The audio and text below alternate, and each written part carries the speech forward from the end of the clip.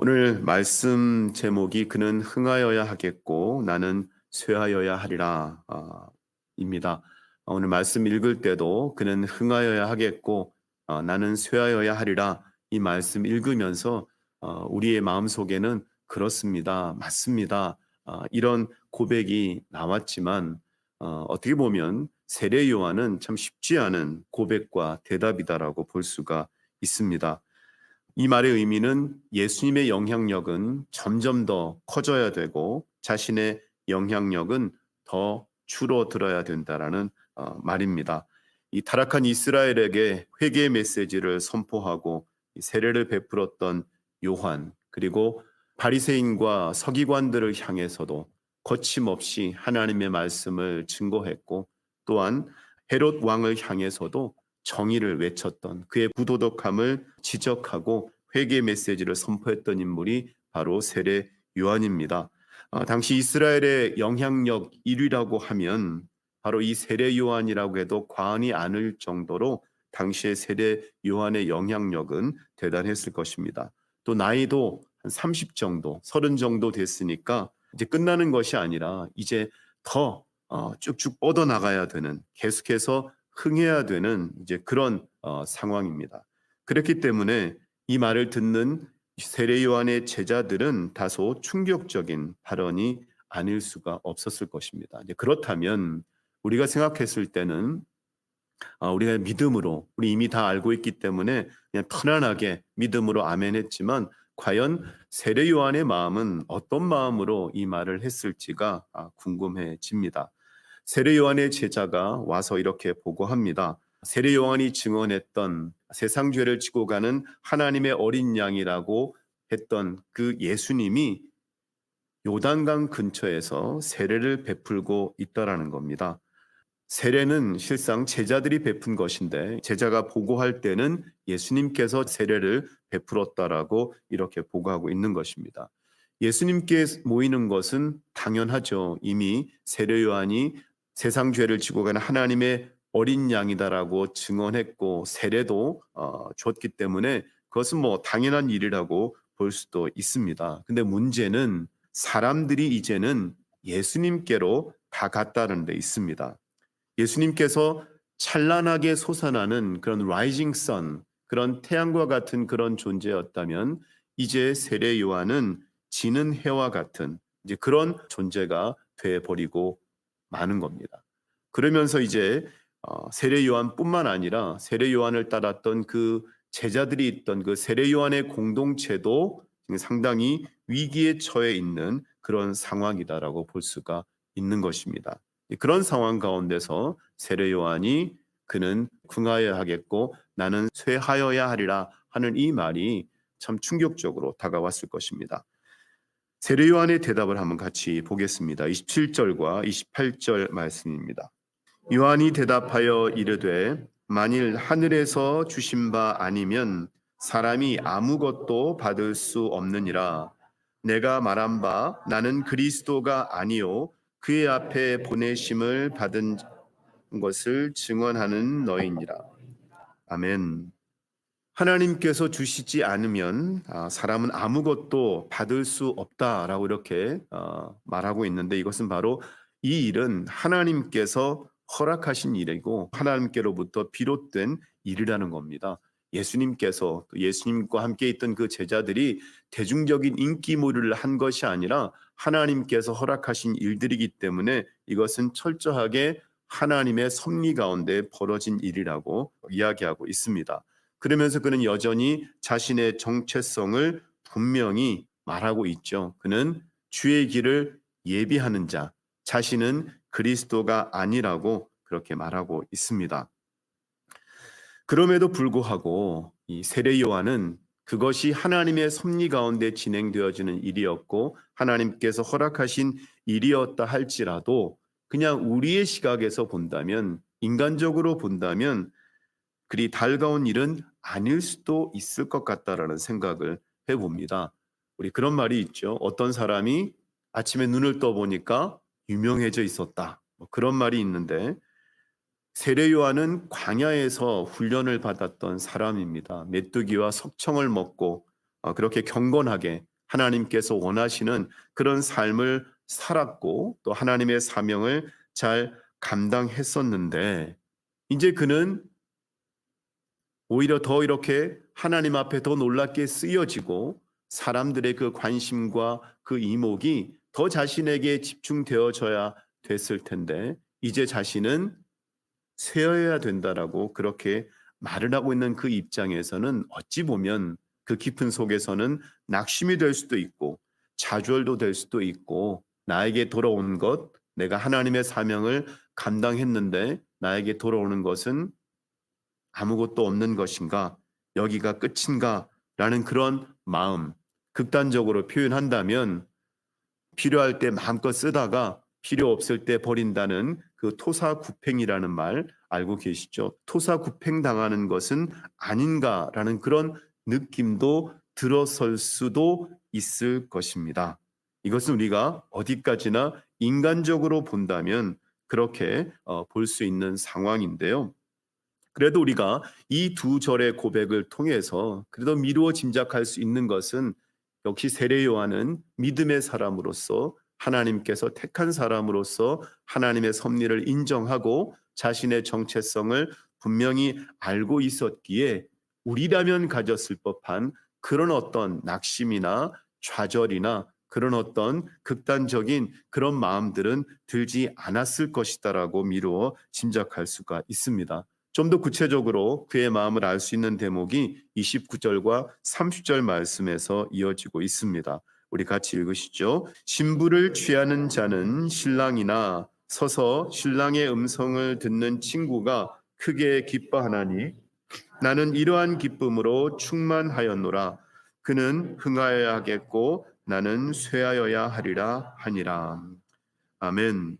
제가 이 말씀을 메시지 성경으로 읽어드립니다. 잘 들어보십시오. 신부를 얻는 이는 당연히 신랑이다.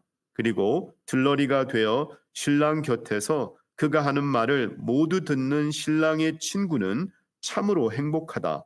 내가 바로 그 사람이다.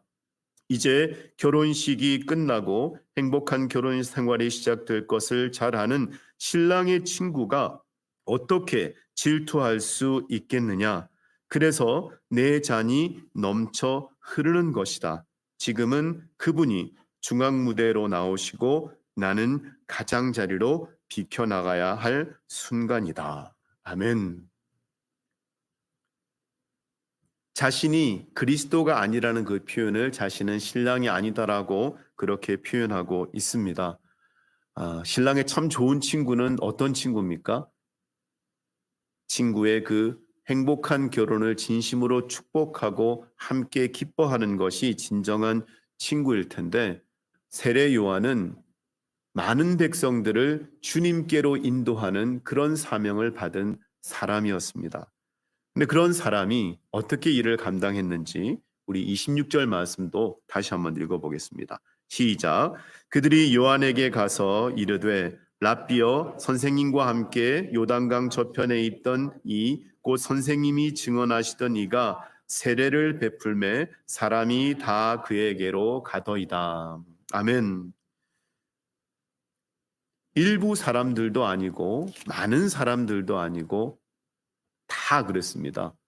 영어 성경에를 보면은 좀 더 직접적으로 그냥 우리는 사람들이 다 이렇게 해서 그냥 쑥 지나가게 되는데 영어 성경에는 이렇게 번역이 되어 있습니다. Everyone is going to him. All are going to him. 모든 사람들이 다 모든 사람들이 다 그분께로 예수님께로 가고 있다라는 것을 증거하는 것입니다. 세례 요한의 목적이 무엇이었습니까? 그의 삶의 목적은 주의 길을 예비하는 자, 주님께서 오셨을 때 주님께서 마음껏 사역을 펼칠 수 있도록 그 이전 사역을 감당하는 것이었는데 예수님께서 공생의 사역을 시작하니까 일부는 세례 요한파로 일부는 예수님께로 가는 것이 아니라 사람들이 모두가 다 누구에게로요? 예수님께로 가는 그런 역사가 나타났다라는 것입니다. 결국 세례 요한은 하나님께서 부르신 그 부르심대로 퍼펙트한 그런 사명을 감당했다라는 것입니다.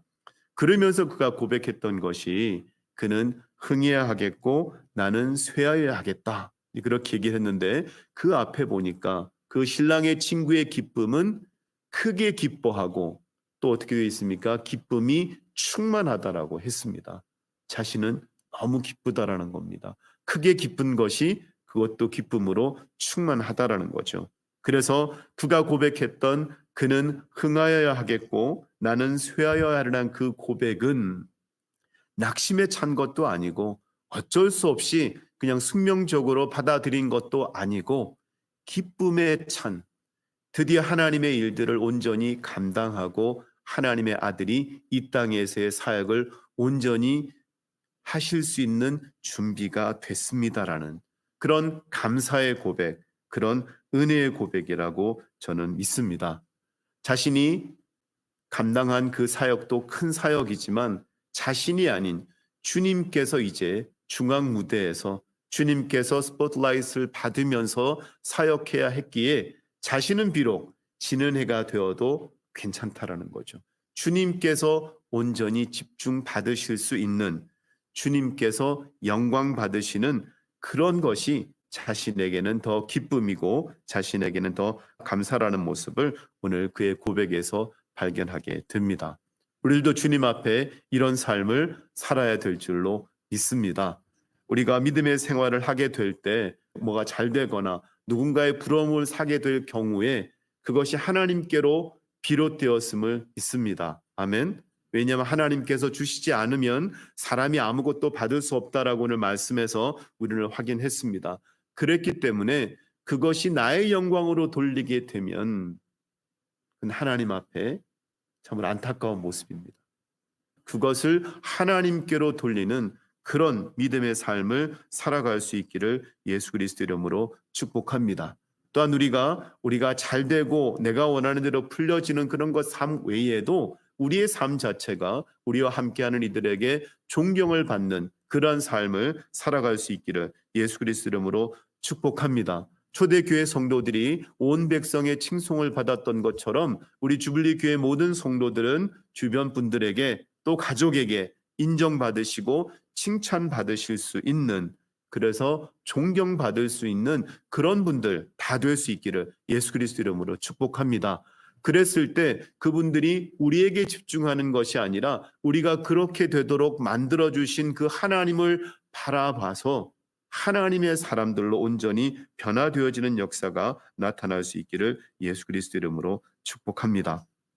오늘 세례 요한 하나님의 섭리를 믿고 하나님께서 자신에게 허락하신 사명을 온전히 감당했을 때 인간적으로 바라봤을 때는 낙심할 수밖에 없는 상황이었지만 그는 기쁨으로 감사함으로 그는 흥하여야 하겠고 나는 쇠하여야 하리라 그렇게 고백하고 있습니다.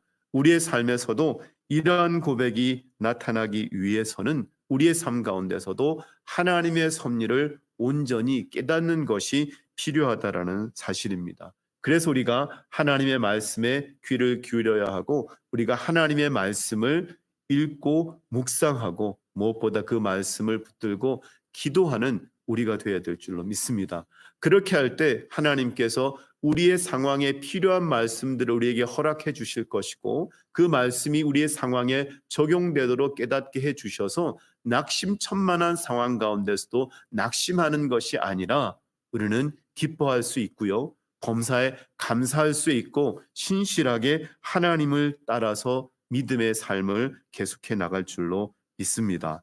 우리 시편 119편 18절 말씀을 같이 읽습니다. 시작. 내 눈을 열어서 주의 율법에서 놀라운 것을 보게 하소서. 아멘. 우리의 기도의 제목이 되기를 소망합니다. 우리의 눈을 열어주셔서 하나님의 율법에서 하나님의 말씀에서 놀라운 것을 보게 하소서. 이 말씀의 역사가 나타나니까 낙심 가운데 고백했어야 할 그는 흥하여야 하겠고 나는 쇠하여야 하리라는 이 고백이 정말 감사 가운데 확신 가운데 은혜 가운데 고백되어진다는 것입니다. 대강절입니다. 이 땅에 오신 예수님을 기뻐하고 다시 오실 그 예수님을 소망하는 은혜의 절기입니다. 오늘 말씀에서 세례 요한이 예수님은 흥하여야 하겠고 자신은 쇠하여야 하겠다고 말했습니다. 2000년 전에 이 땅에 오신 예수님은 우리를 위해서 이렇게 말씀하셨습니다. 우리 요한복음 10장 10절 하반절과 11절 말씀 같이 읽겠습니다. 시작. 내가 온 것은 양으로 생명을 얻게 하고 더 풍성히 얻게 하려는 것이라. 나는 선한 목자라. 선한 목자는 양들을 위하여 목숨을 버리거니와. 아멘. 세례 요한처럼 예수님께서 똑같은 포맷으로 말씀을 하신다면 이렇게 말씀하시는 것과 같습니다. 너희는 살아야 하겠고 나는 죽어야 하리라. 이것은 세례 요한이 고백했던 그는 흥하여야 하겠고 나는 쇠하여야 하리라 하는 그 고백보다도 더 놀라운 사랑의 고백인 것입니다. 주님께서 우리 모두를 향하여 그렇게 말씀하신 것입니다. 너희는 살아야 하겠고 나는 죽어야 하리라. 그래야만이 너희의 모든 죄가 용서함을 받을 것이고 너희의 모든 죄와 사망의 권세에서 자유롭게 될 것이다. 우리 주님께서는 우리를 위해서 목숨까지도 아끼지 아니하시고 이 땅에 오셨습니다. 우리 그 주님께 감사할 수 있는 은혜의 절기가 될 수 있기를 예수 그리스도 이름으로 축복합니다. 그리고 세례 요한이 그랬던 것처럼 하나님의 섭리를 온전히 깨닫고 우리에게 주신 그 사명이 아무리 작은 것이라 할지라도 그것이 온전히 감당되어질 때 우리의 삶 가운데 하나님의 귀한 은혜가 있어서 주님께서 원하시는 그런 삶, 쉬지 말고 기도하고 항상 기뻐하고 범사에 감사하는 그런 은혜 충만한 삶을 살아갈 줄로 믿습니다. 기도하겠습니다. 말씀이 삶으로, 삶은 예배로, 생명의 그 말씀 나를 이끄시네. 나의 가는 걸음마다 주의 빛 비추시네. 나 오직